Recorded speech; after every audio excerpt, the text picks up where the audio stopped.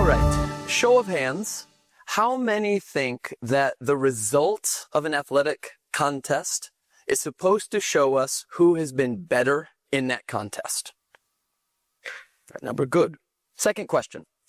How many think that the best games are close games? Many of you.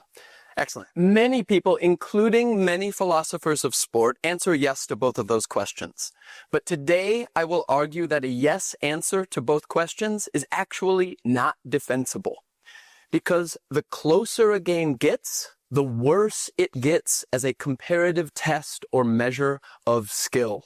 And the very best games do not actually tell us who has been better in the contest. Now, before I turn to my arguments, let me give you an example of a particularly well-played close contest. The example I have in mind is Game 6 from the 2013 NBA Final. NBA fans might remember this. It's a final between the Spurs and the Heat, and in that game, entering Miami's final possession in regulation, the Spurs had a 3-point lead. The Spurs forced LeBron James into a difficult 3-point shot, which LeBron missed. But the rebound caromed just beyond the reach of the Spurs' Kawhi Leonard. The Heat's Chris Bosh collected the rebound and found teammate Ray Allen just before he fell out of bounds. Ray Allen had a 25-foot 3-point shot, which he made. And the Heat won the game.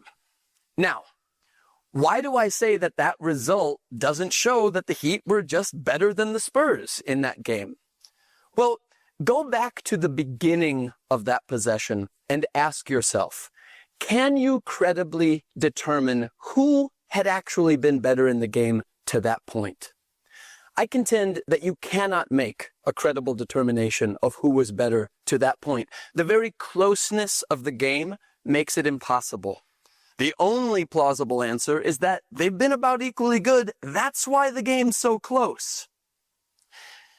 But if you can't determine who had been better in the game after 99% is done, it doesn't matter what happens in the final 1%. Even once the game ends, you cannot actually determine who had been better in the contest. I think that Spurs-Heat game illustrates the point quite well because in that final possession, the Heat definitely did not outplay the Spurs. The Spurs played defense about as well as you can play defense, and they forced the Heat into a missed shot. And then consider Ray Allen's made shot.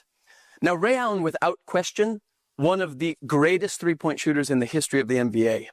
His career three-point percentage, 40%. That's worse than a coin flip. Of course, after the game ends, we're told all about how the winner actually outplayed the loser. But those are fictions created after the fact, and only once we already know the result. Now, my second argument doesn't ask you to consider a particular close contest, but to consider close games in the aggregate. Statistical analysts in many sports have demonstrated that winning close games is not sustainable. Teams cannot do it consistently and reliably. Why? Because close games are chancy affairs, and winning them doesn't tell us anything definitive about the relative superiority of the winner.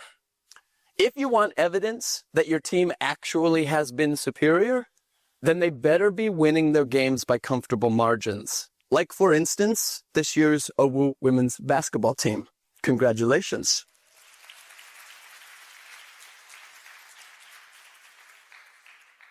In conclusion, the very best games do not tell us who was better. So that can't be the purpose of an athletic contest.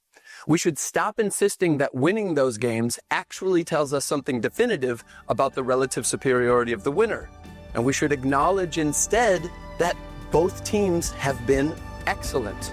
And yet, we should also accept that to the victor go the spoils.